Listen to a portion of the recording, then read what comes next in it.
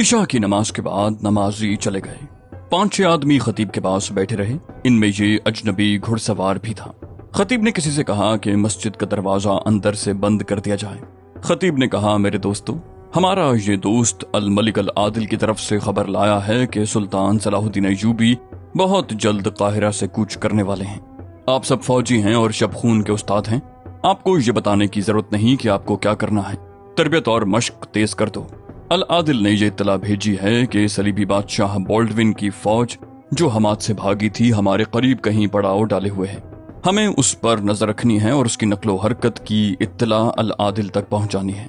उन्होंने ये हुक्म भी भेजा है कि अगर हम जरूरी समझें तो सलीबियों की इस फौज पर शबखून मारें या छापामार कार्रवाइयां जारी रखें ताकि ये फौज चैन से ही ना बैठ सके।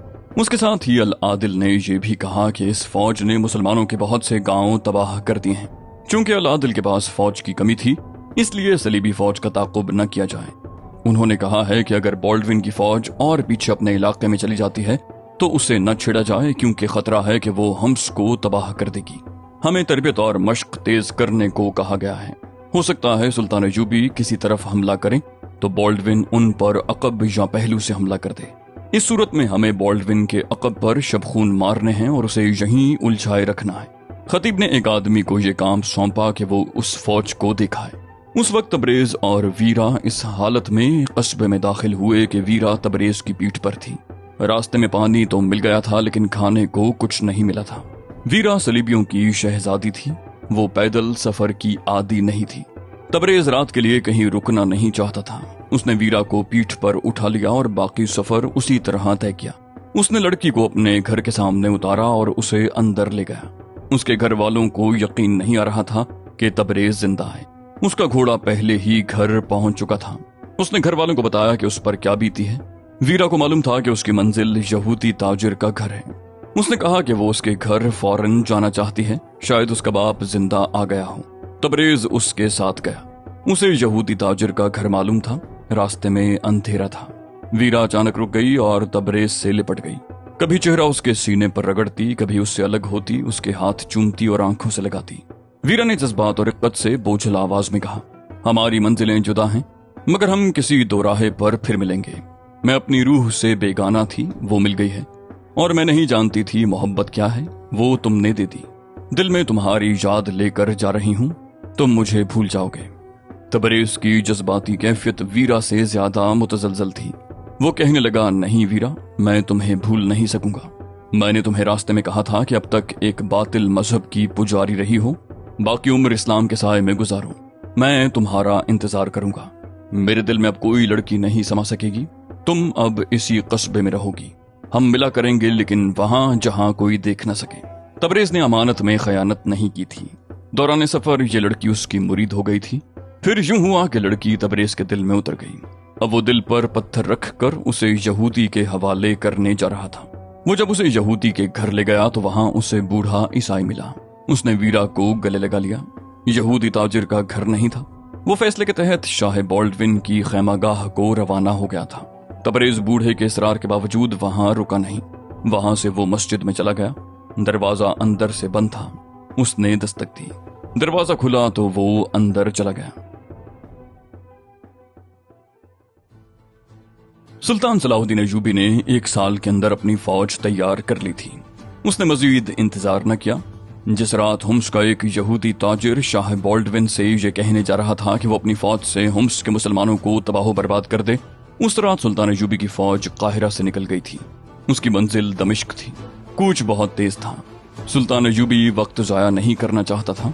उस दौर के वाक़े निगारों के मुताबिक सुल्तान अय्यूबी दमिश्क क़याम करके वहां के हालात, गद्दारियों और साजिशों का जायजा लेकर और उनका सद्देबाब करके अल आदिल से मिलना चाहता था और वहां से उसे जंगी कार्रवाई का आगाज करना था।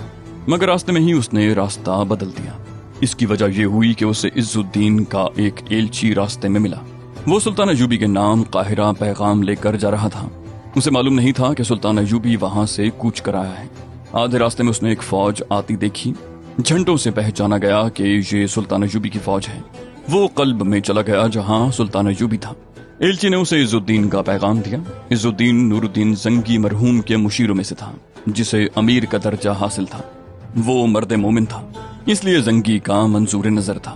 زنگی نے وفات سے قبل اسے حلب کے صوبے میں قارہ حصار کے نام کا قلعہ دے کر اسے امیر بنا دیا تھا۔ خاصا علاقہ اس قلعے کے تحت آتا تھا۔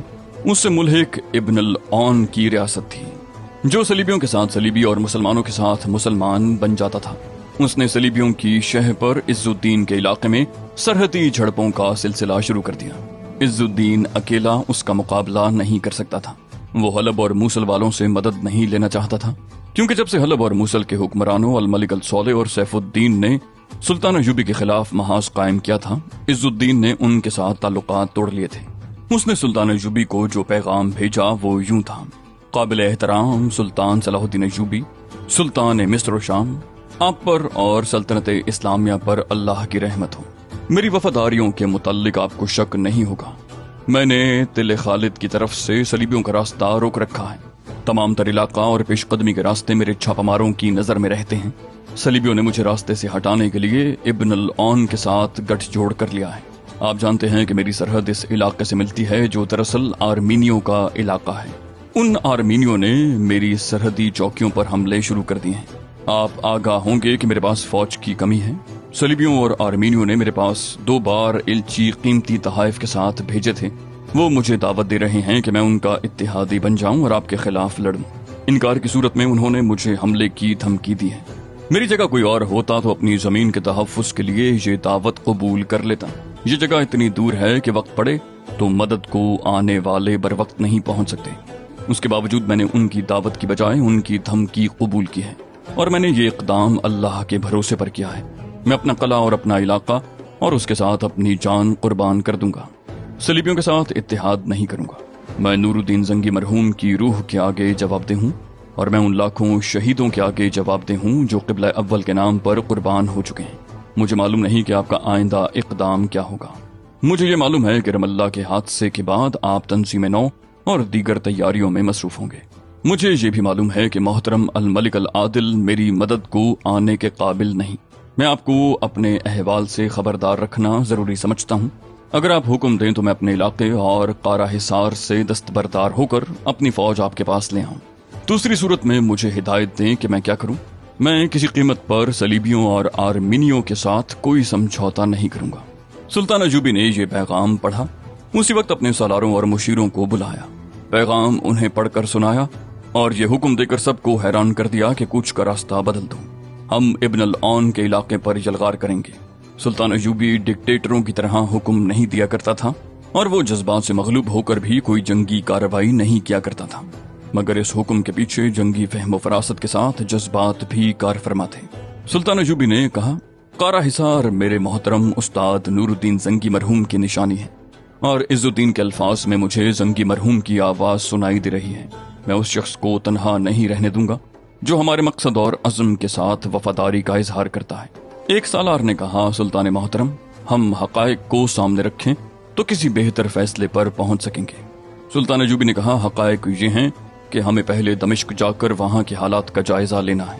اب اگر ہم دمشق چلے گئے تو ابن العون تل خالد پر حملہ کر دے گا اور عز الدین اس کے آگے نہیں ٹھہر سکے گا۔ آگے حلب ہے۔ تم سب الملک الصالح اور اس کے مشیروں کو اچھی طرح جانتے ہو۔ بے شک وہ اس معاہدے کے پابند ہیں جو اس نے ہمارے ساتھ کر رکھا ہے، لیکن معاہدہ لوہے کی دیوار نہیں ہوتی کہ ٹوٹ نہ سکے۔ وہ فوراً صلیبیوں کے ساتھ سمجھوتا کر کے ایک بار پھر ہمارے خلاف لڑنے کو آ جائے گا۔ میں صلیبیوں کو حلب نہیں لینے دوں گا اور عز الدین کو میں اکیلا نہیں چھوڑوں گا۔ کچھ دیر عملی پہلوؤں پر بحث مباحثہ ہوا اور طے ہوا کہ تل خالد کی سمت کوچ ہوگا۔ سلطان ایوبی نے عز الدین کے ایلچی کو زبانی پیغام دیا جس میں کہا کہ عز الدین ابن العون سے ملے اور اسے دوستی کا دھوکہ دے، لیکن اسے اپنے علاقے میں دخل انداز نہ ہونے دے۔ اس کے ساتھ دوستی کی شرائط پر بات چیت کرتا رہے اور اسے یہاں تک دھوکہ دے کہ وہ اپنی فوج اس کے حوالے کر دے۔ سلطان ایوبی نے ایلچی کو بتا دیا کہ اس نے اپنی فوج کو تل خالد کی طرف تیز کوچ کا حکم دے دیا ہے۔ ایلچی روانہ ہو گیا۔ صلیبی جاسوس سلطان ایوبی کی نقل و حرکت دیکھ رہے تھے اور صلیبیوں تک خبریں پہنچا رہے تھے، جن کے مطابق انہوں نے اپنے قلعوں اور اپنے علاقوں کا دفاع مضبوط کر لیا تھا۔ وہ جانتے تھے کہ سلطان ایوبی کے اقدامات کے متعلق کوئی پیشن گوئی نہیں کی جا سکتی۔ صلیبیوں کے مشترکہ ہیڈ کوارٹر میں جب جاسوسوں نے یہ اطلاع دی کہ سلطان ایوبی کی فوج دمشق کے راستے سے ہٹ کر کسی دوسری سمت جا رہی ہے، تو ان کے جرنیلوں نے کہا کہ ایوبی اپنے آزمائے ہوئے میدانوں میں لڑنا چاہتا ہے۔ हम्स का यहूदी ताजिर जो हम्स को तबाह कराने के लिए शाह बॉल्डविन के पास गया था वापस आ गया था। उसे बॉल्डविन नहीं मिला था। वो अपने सलीबी दोस्तों से मदद मांगने गया था। उसके जर्नैलों ने यहूदी से कहा था कि वो शाह बॉल्डविन के हुक्म के बगैर कोई इकदाम नहीं कर सकते। करेंगे जरूर। यहूदी हम्स वापस आया तो उसे बताया गया कि वीरा जिंदा गई है और उसे तबरेज नाम का एक मुसलमान लाया है। तबरेज को ईसाइयों और यहूदियों ने नकद इनाम पेश किया था, जो उसने ये कहकर लेने से इनकार कर दिया कि उसने अपना फर्ज अदा किया है। अब यहूदी ताजिर वीरा को बेकार समझता था क्योंकि कस्बे को तबाह कराने का इंतजाम हो चुका था। ये फैसला किया गया कि वीरा को वापस हेडक्वार्टर में भेज दिया जाए, लेकिन वीरा चालाक लड़की थी।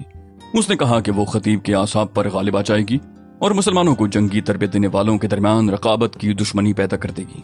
उसने ये भी कहा कि यहाँ के मुसलमानों के अज़ाएं मालूम करने के लिए भी उसकी जरूरत है। चुनाचे उसे हम्स में ही रहने दिया गया, लेकिन किसी को पता न चला कि वो सिर्फ तबरेज की खातिर वहां कुछ दिन और रुकना चाहती है। वो तबरेज से मिलती रही। रात को वो कस्बे से दूर निकल जाते और बहुत देर वहीं बैठे रहते। उस सलीबी लड़की के मुकाबले में तबरेज की कोई हैसियत ही नहीं थी। वो तो उमरा वज़रा और बादशाहों के महल्लात में रहने वाली लड़की थी। दमिश्क में उसने इंतजामिया के 2 उमरा को अपने कदमों में बिठा लिया था और उसके हाथों ऐसी साजिश तैयार करा दी थी जिसकी इत्तला पर सुल्तान अयूबी दमिश्क जा रहा था। मगर तुग़यानी की दहशत और तबरेज के किरदार ने उसे ऐसा झटका दिया था कि उसकी जात में रूह और जज्बात बेदार हो गए थे। वो तबरेज की पूजा करने लगी थी और तबरेज उसकी मोहब्बत में गिरफ्तार हो चुका था। एक रात वीरा ने उससे पूछा, तबरेज एक बात बता, खतीब और दूसरे चंद एक आदमी जो तुम्हें जंगी तरबियत देते हैं वो कहाँ से आए हैं? तबरेज जवाब देने लगा तो वीरा बोल उठी, रहने दो, जाने दो तबरेज, हमें इससे क्या, कोई कुछ करता फिरे, हम इतनी खूबसूरत रात को जंग की बातों से क्यों मुकद्दर करें। इस तरह वो 2 हिस्सों में कट गई थी। उसे ये भी याद न रहता कि वो जासूस है। उसने एक ही बार तबरेज से खतीब और दूसरे उस्तादों के मुतालिक पूछा, लेकिन उसने धोखा समझा और तबरेज को जवाब देने से रोक दिया। यही वीरा जब यहूदी ताजिर के घर में बैठी होती तो मुसलमानों की तबाही की बातें करती थी। 1.5-2 महीने गुजर गए। एक शाम वीरा तबरेज के घर चली गई और उसकी माँ के साथ बातें करती रही। उसने तबरेज को इशारा किया जिसे वो समझता था। वो चली गई। शाम का अंधेरा गहरा होते ही तबरेज उस जगह पहुंच गया जहां वो मिला करते थे। वीरा आ गई थी। तबरेज को कस्बे से दूर ले गई। वो घबराई हुई थी। तबरेज के पूछने पर भी उसने न बताया कि उसकी घबराहट की वजह क्या है। उन्हें आवाजें सुनाई दी, कोई वीरा को पुकार रहा था। तबरेज ने पूछा कि ये कौन है? वीरा ने घबराई हुई आवाज में कहा कि उसके आदमी उसे तलाश कर रहे हैं। वीरा ने कहा चलो और दूर निकल चले, और वो उसे और दूर ले गई। उसे अभी तक कोई पुकार रहा था। वीरा ने कहा इन आवाजों को मत सुनो तबरेज, मैं जब तुम्हारे पास होती हूँ तो मैं अपने किसी आदमी की आवाज नहीं सुनना चाहती। आगे चट्टानें थीं। वीरा तबरेज को चट्टानों के पीछे ले गई। तबरेज हैरान सा हो के उसके साथ चलता रहा और वो एक जगह रुक गए। वहां किसी की आवाज नहीं पहुंचती थी। आगे चट्टानें थीं। वीरा तबरेज को चट्टानों के पीछे ले गई। तबरेज हैरान सा हो के उसके साथ चलता रहा और वो एक जगह रुक गए। वहां किसी की आवाज नहीं पहुंचती थी। तबरेज चौंक उठा और बोला, शोर सा सुनाई देता है, तुम भी सुनने की कोशिश करो। ऐसा लगता है जैसे चीखो पुकार हो रही है और घोड़े दौड़ रहे हैं। वीरा ने हंसकर कहा, तुम्हारे कान बज रहे हैं। हवा के तेज झोंके चट्टानों से टकरा कर गुजर रहे हैं, ये उनकी आवाजें हैं। वीरा ने उसे अपने बाजुओं और रेशमी बालों में गिरफ्तार करके उसकी आंखों, कानों और अक्ल पर कब्जा कर लिया।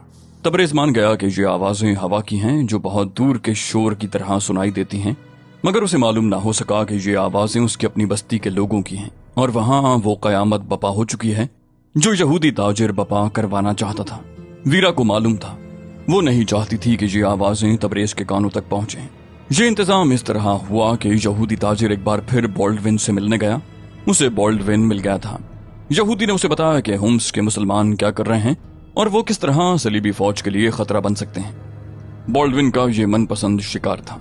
उसने यहूदी को बताया कि वो किस रात चुपके से हुम्स पर हमला कराएगा। उसने यहूदी से यह भी कहा कि ईसाई और यहूदी उस रात हमले से कबल कस्बे से निकलें। अगर वो दिन के दौरान निकले तो मुसलमानों को शक होगा कि कोई गड़बड़ है। यहूदी ने वापस आकर जब अपने आदमियों को ये स्कीम बताई तो वीरा ने कहा कि वो तबरेज और उसके कुंबे को बचाना चाहती है। बूढ़े ईसाई ने कहा, इसे हम सलीब से गद्दारी कहेंगे। यहूदी ताजिर ने कहा, सांप के बच्चों को बचाना कहाँ की अक्लमंदी है। वहां के रहने वाले एक ईसाई ने कहा, यहाँ मुसलमानों के 2 घर ऐसे हैं जिनके साथ मेरे दिली ताल्लुकात हैं। लेकिन मैं उन्हें बचाने की नहीं सोच रहा। हमें मुसलमान का खून चाहिए। मुसलमान मेरा ज़ाती दोस्त हो सकता है, मेरे मजहब का वो दुश्मन ही होगा। वीरा ने गुस्से में कहा, मैं उसे जिंदा रखना चाहती हूँ जिसने मुझे मौत के मुंह से निकाला था। यहूदी ताजिर ने कहा, हमने उसे इतना इनाम पेश किया था जो उसने कभी ख्वाब में भी ना देखा होगा। उसने कहा कि उसने अपना फर्ज अदा किया है। हमने उसे इनाम पेश करके अपना फर्ज अदा कर दिया है। अब वो हमारा दुश्मन है और हम उसके दुश्मन हैं। वीरा ने झुंझलाकर कहा, मैं उसे दुश्मन नहीं समझती। ये सिर्फ एक मर्द मिला है जिसने मेरे जिस्म पर जर्रा भर तवज्जो नहीं दी। तुम सब गुनाहगार हो। तुम में कौन है जिसकी नीयत मेरे हक में साफ है? मेरी आंखों में अपना चेहरा देखो। यहूदी ताजिर ने कहा, तुम सिर्फ तबरेज को बचा लो, लेकिन उसे कैसे बचाओगी? अगर तुमने उसे बताया कि क्या होने वाला है तो वो सारी आबादी को नहीं बता देगा, और अगर तुम उसके पूरे कुंबे को घर से निकल जाने को कहोगी तो वो वजह नहीं पूछेंगे। तुम क्या बताओगी? तुम एक मुसलमान को नेकी का सिला देते देते इन तमाम मुसलमानों को चौकन्ना कर दोगी जो हमारे लिए खतरा बने हुए हैं। वीरा ने कहा, मुझे अनाड़ी न समझो, मैं सलीब को धोखा नहीं दूंगी। हमले की शाम वीरा तबरेज के घर गई और उसे बाहर ले गई। उसके आदमियों को मालूम था कि रात को वो अक्सर कहाँ जाती है। उसने उन्हें बता रखा था कि तबरेज को मोहब्बत का धोखा देकर वो उससे भेद लेती है। वो उसे बाहर ले गई तो कस्बे से ईसाई और यहूदी दबे पांव निकलने लगे। उन्होंने वीरा की तलाश में एक आदमी भेजा जो उसे पुकारता रहा, लेकिन वीरा तबरेज को दूर ही दूर ले जाती रही। वो उसे इतनी दूर ले जाना चाहती थी जहां से उसे कस्बे का शोर सुनाई न दे। वीरा की तलाश में जो आदमी गया था वो मायूस होकर वापस चला गया।